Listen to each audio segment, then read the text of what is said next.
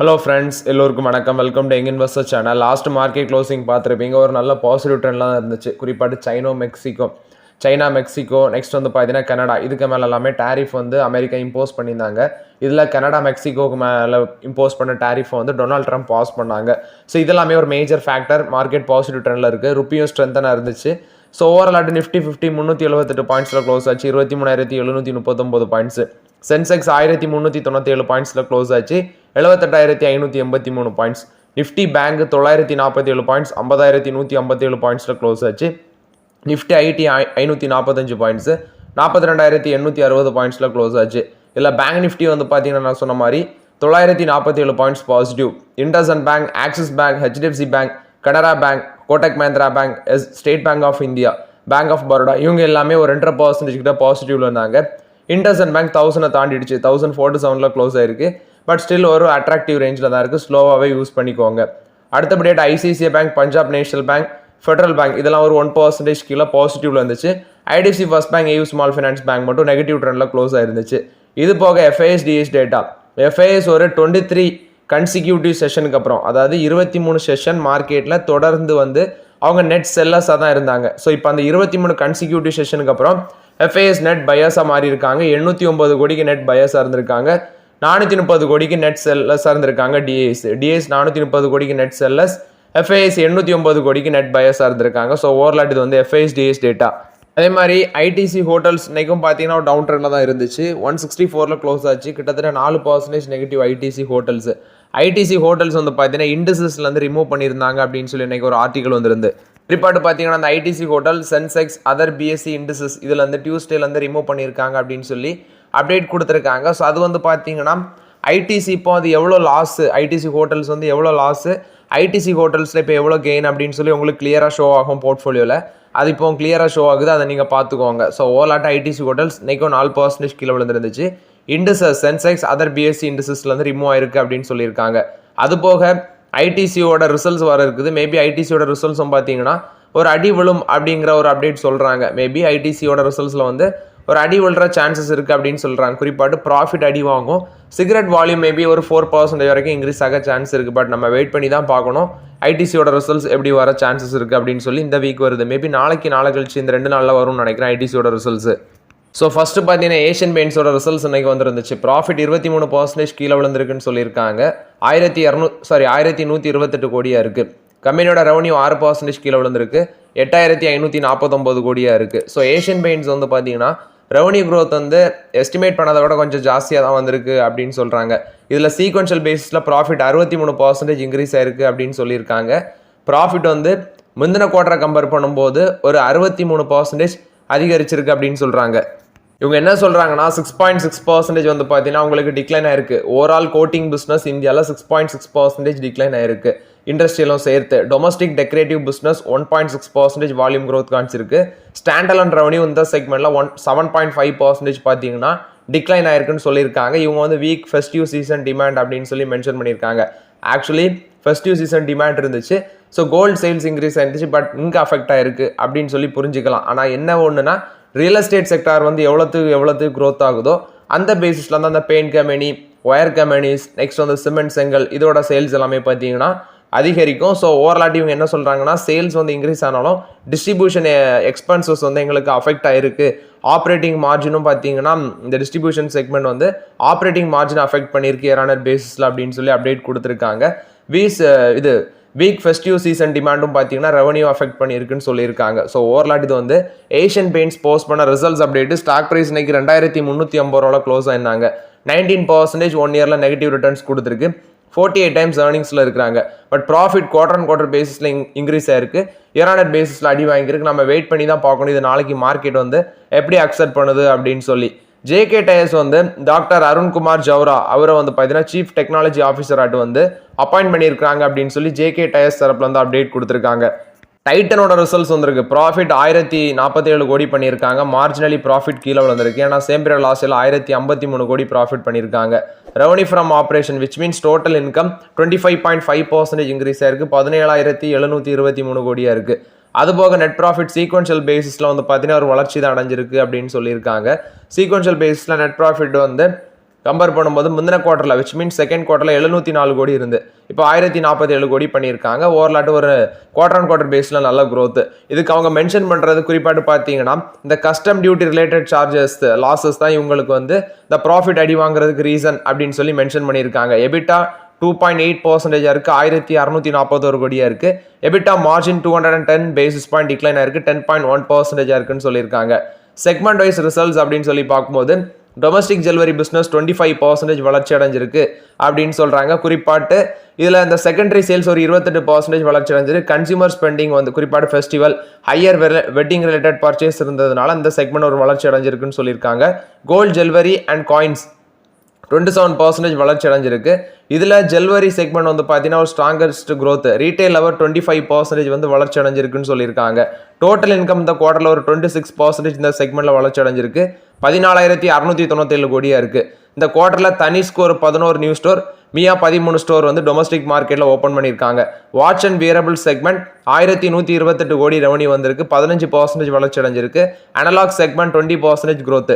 Titan brand வந்து 18% growth. Wearable segment 20% decline ஆயிருக்கு. Average selling prices அப்படின்னு சொல்லி பார்க்கும்போது வால்யூம் வந்து பார்த்தீங்கன்னா 8% டிக்ளைன் ஆயிருக்கு. பட் சேம் பீரியட் லாஸ்ட்ல அது 7% இருந்துச்சு. ஐக்கர் இன்கம் டோட்டல் இன்கம் 194 கோடியா இருக்கு, 15% growth. இந்த ப்ராடக்ட்ல சன்கிளாசஸ் அதோட சேல்ஸ் வந்து 35% வரைக்கும் இன்க்ரீஸ் ஆயிருக்கு. குறிப்பாடு frames, lenses mid double digit growth காமிச்சிருக்கு இந்த செக்மெண்ட்னு சொல்றாங்க. எமர்ஜிங் பிஸ்னஸ் குறிப்பாட்டு Indian dress wear, Taneira, fragrances, fashion accessories இதோட டோட்டல் இன்கம் ஒரு 118 கோடியா இருக்கு, 5% வளர்ச்சி அடைஞ்சிருக்குன்னு சொல்லியிருக்காங்க. ஸோ ஓவர்லாட் இது வந்து பார்த்தீங்கன்னா டைட்டன் போஸ்ட் பண்ண ரிசல்ட்ஸ் அப்டேட், அதாவது அந்த கஸ்டம் டியூட்டி ரிலேட்டட் லாசஸ்னால ப்ராஃபிட் அடி வாங்கியிருக்கு. பட் மற்ற செக்மெண்ட்லாம் பார்க்கும்போது ஒரு ஸ்டடியான growth தான் காமிச்சிருக்கு அப்படின்னு சொல்லியிருக்கிறாங்க. ஸோ இன்னைக்கு ஸ்டாக் ப்ரைஸ் மார்க்கெட்டில் 3597 ரூபாய் க்ளோஸ் ஆயிருக்கு டைட்டனோட ஸ்டாக் ப்ரைஸ். ஸோ ரொம்பவே ஓவர் வேல்யூ, 98 டைம்ஸ் ஏர்னிங்ஸில் இருக்கிறாங்க. தொடுறதும் தொடாததும் உங்களோட ஓன் இருப்போம். பட் நான் இப்போ இருக்க ட்ரெண்டில் வந்து பார்த்தீங்கன்னா டைட்டனை தொட்டு கூட பார்க்க மாட்டேன். கேஷுவல் இந்தியா கொடுத்த அப்டேட், இன்னைக்கு ஸ்டாக் ப்ரைஸ் 10% வரைக்கும் மேலே போச்சு. ஆக்சுவலி 193 ரூபா போனாங்க, கடைசியில் 187 க்ளோஸ் ஆச்சு. ஒரு 6% பாசிட்டிவ்ல க்ளோஸ் ஆயிருக்கு. கேஷுவல் இந்தியா வந்து டிவிடன் அனௌன்ஸ் பண்ணியிருந்தாங்க, ப்ளஸ் அவங்களோட ரிசல்ட்ஸும் கொஞ்சம் பெட்டராக இருந்துச்சு. 9.50 காசு டிவிடெண்டும் ஃபைனல் டிவிடெண்டும், 4.50 ஒரு ஸ்பெஷல் டிவிடெண்ட் ஃபேஸ் வேல்யூ 5 ரூபா வச்சு அனௌன்ஸ் பண்ணியிருக்காங்க. கிட்டத்தட்ட 13 ரூபா டிவிடெண்ட். இந்த டிவிடெண்டுக்கான ரெக்கார்ட் டேட் அப்படின்னு அவங்க மென்ஷன் பண்ணியிருக்கிறது ஏப்ரல் 23 அந்த டிவிடெண்ட் வந்து பேமெண்ட் ஆகும்னு சொல்றாங்க. மார்ச் 18 அந்த டிவிடெண்டுக்கான ரெக்கார்ட் டேட் அப்படின்னு சொல்லியிருக்காங்க. ஓவர்லாட் இது வந்து கேஷுவல் இந்தியா போஸ்ட் பண்ண results plus dividend updates. GAIL வந்து என்ன சொல்றாங்கன்னா ஒரு 12 எல்என்ஜி கார்கோஸுக்கு ஸ்வாப் டெண்டர் வந்து நாங்கள் இஷ்யூ பண்றோம் அப்படின்னு சொல்லி அப்டேட் கொடுத்துருக்காங்க. இது ஃபுல் அண்ட் ஃபுல் வந்து பார்த்தீங்கன்னா யுஎஸ் கார்கோஸ் அப்படின்னு சொல்றாங்க. மந்த்லி பேசிஸில் விச் மீன்ஸ் மந்த்லி பேசிஸில் செபைன் பார்ஸ் மூலமாட்டு வந்து பார்த்தீங்கன்னா எஃப்ஓபி பேசிஸில் வந்து இது ஸ்வாப் பண்ணுவாங்க. ஸோ அந்த பேசிஸில் வந்து பார்த்தீங்கன்னா சொல்லியிருக்காங்க 12 எல்என்ஜி கார்கோ டெண்டரு. இந்த ஸ்வாப் டெண்டர் வந்து பார்த்தீங்கன்னா February 19 க்ளோஸ் பண்ணிடுவோம் அப்படின்னு சொல்லியிருக்காங்க.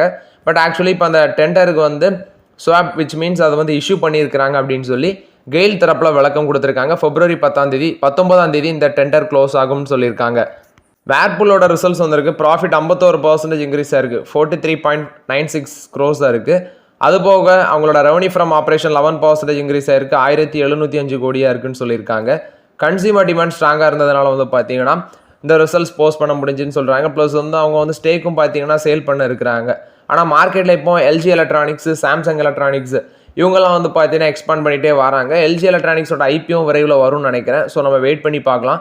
இவங்க என்ன சொல்லியிருந்தாங்கன்னா அவங்களோட குறிப்பாட்டு ஓனர்ஷிப்பை வந்து 20% கம்மி பண்ண போகிறோம் அப்படின்னு சொல்லியிருந்தாங்க. இதில் அவங்களுக்கு 18% வந்து பார்த்தீங்கன்னா ஹவுஸ் ஹோல்டு ஓன் வாஷிங் மிஷினோட சேல்ஸ் தான் இருக்குது. ஆனால் ரெஃப்ரிஜிரேட்டரோட சேல்ஸ் வந்து 40% குறைஞ்சிருக்கு அப்படின்னு சொல்லியிருக்காங்க. இது வந்து பார்த்தீங்கன்னா இவங்க குறிப்பாக வேர்ல்பூல் போஸ்ட் பண்ண ரிசல்ட்ஸ் அப்டேட்டு.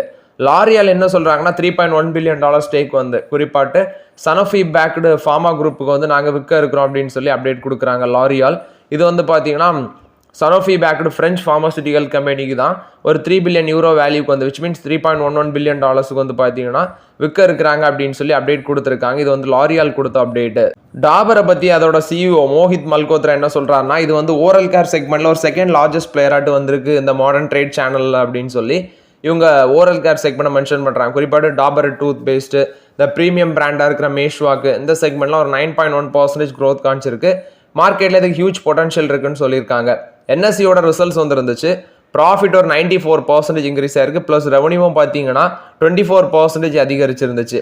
குறிப்பாட்டு என்ன சொல்கிறாங்கன்னா எபிட்டா வந்து 2% குவார்டர் அண்ட் குவார்டர் பேஸில் இன்க்ரீஸ் ஆயிருக்கு. இந்த ரிசல்ட்ஸ் நல்ல ரிசல்ட்ஸ் போஸ்ட் பண்ணியிருக்காங்க NSC. Cash market trading which means average traded volume அப்படின்னு சொல்லி பார்க்கும்போது டெய்லி ட்ரேடட் வால்யூம் 1,04,115 கோடியாக இருக்குது. இது குவார்டர் அண்ட் குவார்டர் பேஸில் 19% டிக்ளைன் ஆயிருக்கு. ஈக்விட்டி ஃபியூச்சர்ஸ் செக்மெண்ட் அந்த ஏடிடிவி அது வந்து பார்க்கும்போது 1,71,825 கோடி. இது குவார்டர் அண்ட் குவார்டர் பேஸில் 15% டிக்ளைன் ஆயிருக்கு. ஈக்விட்டி ஆப்ஷன் ப்ரீமியம் வேல்யூ 61,295 கோடியாக இருக்குது. 7% குவார்டர் அண்ட் குவார்டர் பேஸில் டிக்ளைன் ஆயிருக்கு. பட் இதெல்லாமே இயர் ஆன் இயர் பேஸில் இன்க்ரீஸ் ஆயிருக்கும். அதே மாதிரி ப்ராஃபிட்டும் பார்த்தீங்கன்னா 94% இயர் ஆன் இயர் பேஸிஸ்லையும் 3,834 கோடியாக இருக்குது. ரெவன்யூவும் பார்த்தீங்கன்னா 24% இன்க்ரீஸ் ஆயிருக்கு அப்படின்னு சொல்லி அப்டேட் கொடுத்துருக்காங்க. ஸோ ஓவரால் இது வந்து என்எஸ்சியோட ரிசல்ட்ஸ் பார்த்தீங்கன்னா இயர் ஆன் இயர் பேஸிஸில் நல்லா இன்க்ரீஸ் ஆயிருந்தாலும் குவார்டர் அண்ட் குவார்டர் பேஸில் அடி தான் வாங்கியிருக்கு. பிசி ஜெல்வஸோட ரிசல்ட்ஸ் வந்திருக்கு. 148 கோடி ப்ராஃபிட் பண்ணியிருக்காங்க. சேம் பீரியட் லாஸ்ட் இயரில் வந்து பார்த்தீங்கன்னா ஒரு லாஸில் இருந்து 148 கோடி நாங்கள் ப்ராஃபிட் பாதைக்கு திரும்பியிருக்கோம். ஏன்னா சேம் பீரியட் லாஸ்ட் இயரில் 197 கோடி லாஸ்.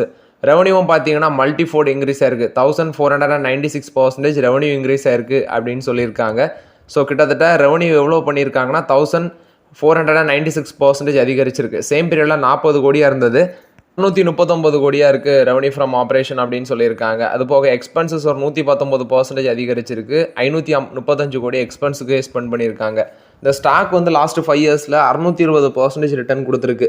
பிசி ஜெல்வஸோட stock price I think stock வந்து ஸ்பிளிட்டார் போனஸ் கொடுத்துருப்பாங்கன்னு நினைக்கிறேன். 14 ரூபாயில் இருக்குது. கிட்டத்தட்ட அதோட பிஇ ரேஷியோ பார்க்கும்போது 500க்கு மேலே இருக்குது. இந்த ஸ்டாக் வந்து 1 இயர் ரிட்டர்ன்ஸ் நீ பார்க்கும்போது ஒரு 170% மேலே ரிட்டர்ன்ஸ் கொடுத்துருக்காங்க. பட் ஸ்டில் வந்து இது வந்து பார்த்தீங்கன்னா ரொம்பவே ஹைலி ஓவர் வேல்யூட் இந்த ஸ்டாக்கு. இப்போதைக்கெல்லாம் தொட முடியாது. ஒரு 7,000 crores மார்க்கெட் கேபிலேஷன் இருக்கிறாங்க. ரொம்பவே over valued PC jewellers. Already வச்சுருக்கவங்கன்னா ஹோல்ட் பண்ணுங்கள். ஜேகே டைம்ஸோட ரிசல்ட்ஸ் வந்திருக்கு. ப்ராஃபிட் 77% காலி 52 கோடி தான் பண்ணியிருக்காங்க. சேம் பீரியட் லாஸ்ட் இயரில் வந்து பார்க்கும்போது ப்ராஃபிட் 227 கோடியாக இருந்திருக்கு. ரெவன்யூ ஃப்ரம் ஆப்ரேஷன் 3,674 கோடி. இதுவும் பார்த்தீங்கன்னா ஒரு 0.38% ட்ராப் ஆயிருக்கு. மார்ஜினலி ட்ராப் ஆயிருக்கு. எக்ஸ்பென்சஸ் 7.1% இன்க்ரீஸ் ஆயிருக்குன்னு சொல்லியிருக்காங்க. இந்தியன் ரெவன்யூ 2% இன்க்ரீஸ் ஆயிருக்கு. மெக்சிகோ ரெவன்யூ 18% கீழே விழுந்திருக்கு அப்படின்னு சொல்லி மென்ஷன் பண்ணியிருக்காங்க. ஸோ ஓவராட்டு இதெல்லாம் இப்போதைக்கு ஃபோக்கஸ் பண்ண முடியாது. டயர் செக்டரில் தான் இன்னைக்கு ஸ்டாக் ப்ரைஸ் 313 ரூபா சம்திங்கில் க்ளோஸ் ஆயிருந்துச்சு. 553 தான் இவங்களோட பீக் லெவல். அந்த ரேஞ்சிலேருந்தே விச் மீன்ஸ் அந்த ரேஞ்சிலேருந்தே கிட்டத்தட்ட 200 ரூபா டவுனில் இருக்குது. அது போக லாஸ்ட் 1 இயர் ரிட்டர்ன்ஸே 40% மேலே நெகட்டிவ் ரிட்டர்ன்ஸாக இருக்குது. இப்போதைக்கு இந்த ஸ்டாக்லாம் தொட முடியாது. Already 40% negative returns 1 year returns. இப்போ ரிசல்ட்ஸ் வர பார்த்தீங்கன்னா ப்ராஃபிட் 77% காலி. ஓவரால் ஆட்டி இப்போதைக்கு வெயிட் பண்ணுறது தான் பெட்டருங்கிறது என்னோட ஒப்பீனியன். ஓவரால் ஆட்டி இது வந்து ஜேகே டயர்ஸ் போஸ்ட் பண்ண ரிசல்ட்ஸ் அப்டேட்டு. ஜைடஸ் வெல்னஸோட ரிசல்ட்ஸ் வந்திருக்கு. ப்ராஃபிட் பார்த்தீங்கன்னா 117 கோடி பண்ணியிருக்காங்க. ஒரு நல்ல க்ரோத் காமிச்சிருக்கு. அது மாதிரி ரெவன்யூ ஃப்ரம் ஆப்ரேஷனும் 884 கோடி பண்ணியிருக்காங்க. ரெவன்யூ 39% இன்க்ரீஸ் ஆயிருக்கு. இதில் ப்ராஃபிட் ஆஃப்டர் டேக்ஸ் 6.4 crores இருக்குது. இது 2033% அதிகரிச்சிருக்குன்னு சொல்லியிருக்காங்க. ரெவன்யூ ஃப்ரம் ஆப்ரேஷன் வந்து நான் சொன்ன மாதிரி அவங்க 884 கோடி பண்ணியிருக்காங்க. அதுவும் ஒரு நல்ல க்ரோத் காமிச்சிருக்கு. எபிட்டா அப்படின்னு சொல்லி பார்க்கும்போது 14.8 crores இருக்குன்னு சொல்லியிருக்காங்க. 16.5% அதிகரிச்சிருக்கு. கிராஸ் கான்ட்ரிபியூஷன் 16.6% அதிகரிச்சிருக்கு. Gross contribution margin 2 basis point increase ஆயிருக்குன்னு சொல்லியிருக்காங்க. இவங்களுக்கு வந்து பார்த்தீங்கன்னா ரூரல் கன்சம்ஷன் வந்து ஒரு குறிப்பாடு ஃபுட் அண்ட் நான் ஃபுட் கேட்டகரிஸில் நல்ல க்ரோத் இருக்குது. குறிப்பாடு இந்த கம்பெனி என்னதுன்னு கேட்பீங்க. இந்த காம்ப்ளான்லாம் விற்கிறாங்களா அதான் அந்த கம்பெனி. நேச்சுரல் இந்தியா அப்படிங்கிற கம்பெனியில் 100% ஈக்விட்டி ஷேர் அக்விசிஷனை கம்ப்ளீட் பண்ணியிருக்காங்க. இவங்க டிஜிட்டல் மீடியா இ-காமர்ஸ் அந்த செக்மெண்ட்டில் இவங்களுக்கு கன்சியூமர் செக்மெண்ட் இருக்குது. ஸோ ஓவரால் இன்னைக்கு ஸ்டாக் ப்ரைஸ் வந்து பார்த்தீங்கன்னா ஒரு 5% நெகட்டிவ் ட்ரெண்டில் தான் இருந்தாங்க. கடைசியில் எப்படி க்ளோஸ் ஆச்சுன்னு தெரியல. ஓவரால் இது வந்து ஜைடஸ் வெல்னஸ் போஸ்ட் பண்ண ரிசல்ட்ஸ் அப்டேட்டு. நெஸ்லே இந்தியா பார்த்தீங்கன்னா அவங்களோட கிட்கேட் ப்ரொடக்ஷன் குஜராத் ஃபேக்ட்ரியில் சனன் ஃபேக்ட்ரியில் ப்ரொடக்ஷனுக்கு வேண்டி கிட்கேட் ப்ரொடக்ஷன் அதிகரிக்கிறதுக்கு ஒரு 1100 கோடி நாங்கள் இன்ஃபியூஸ் பண்ணுறோம் அப்படின்னு சொல்லி நெஸ்லே தரப்புல வந்து அப்டேட் கொடுத்துருக்காங்க. அது மட்டும் இல்லாமல் அதிக அளவில் இன்ஃப்ளேஷன் காஸ்ட்டு அதிகரிச்சதுனால நெஸ்லே இந்தியா வந்து நாங்கள் ப்ரைஸ் ஹைக் பண்ணுவோம். குறிப்பாட்டு 75% வரைக்கும் இந்த காஃபி ப்ரைஸஸ் அதிகரிச்சிருக்கிறது ரொம்பவே டிஃபிகல்ட்டாக இருக்குது அப்படின்னு சொல்லி நாங்கள் ப்ரைஸ் ஹைக் பண்ணுவோம்னு சொல்லி நெஸ்லே தரப்பில் வந்து விளக்கம் கொடுத்துருக்காங்க. இது நெஸ்லே பொறுத்த வரைக்கும் அப்டேட்டு. பஜாஜ் ஃபின்சர்வ் தரப்பில் வந்து ஒரு அப்டேட் வந்திருக்கு. இவங்க என்ன சொல்கிறாங்கன்னா அந்த Allianz Germany based Allianz SE அது கூட வந்து பார்த்தீங்கன்னா இன்சூரன்ஸ் பேசிஸில் ரன் பண்ணிட்டு இருக்கிறது தான் பஜாஜ் அலையன்ஸ் ஃபின்சர்வ். அதில் வந்து இவங்களுக்கு 26% ஸ்டேக் இருக்குன்னு நினைக்கிறேன். ஃபுல் அண்ட் ஃபுல் இப்போ அதை வந்து எக்ஸிட் பண்ண போகிறாங்க அப்படின்னு சொல்லி அப்டேட் ஆல்ரெடி கொடுத்துருந்தாங்க. ஸோ இப்போ வந்து ஃபாரின் இன்வெஸ்டர்ஸ் வந்து பார்த்தீங்கன்னா 100% ஓனர்ஷிப் வந்து இந்த இன்சூரன்ஸ் செக்டரில் ஹோல்ட் பண்ணுவாங்க போல். ஓவரால் இது வந்து பஜாஜ் ஃபின்சர்வ் கொடுத்த அப்டேட்டு. இண்டஸ் டவர் என்ன சொல்கிறாங்கன்னா 26% ஸ்டேக் ஆம்ப்ளஸ் துங்கபத்ரா அதில் வந்து நாங்கள் ஒரு 27 கோடி வந்து ஸ்டேக் அக்யூசிஷன் பண்ண போகிறோம் அப்படின்னு சொல்லி குறிப்பாட்டு 50 megawatt renewable energy solar PV power plant வந்து இருக்குது. அதை அக்யூசிஷன் பண்ணுறதுக்கு 27 கோடி இன்வெஸ்ட்மெண்ட் பண்ணுறோம் அப்படின்னு சொல்லி அப்டேட் கொடுத்துருக்காங்க Indus Towers. So okay friends, actually இந்த வீடியோவில் சில இம்பார்ட்டன்ட் அப்டேட்ஸ் எல்லாமே டிஸ்கஸ் பண்ணோம். இந்த வீடியோ உங்களுக்கு பயனுள்ளதாக இருந்துச்சுன்னா லைக் பண்ணுங்கள், சப்ஸ்கிரைப் பண்ணுங்கள், கமெண்ட் பண்ணுங்கள். Okay friends, thank you.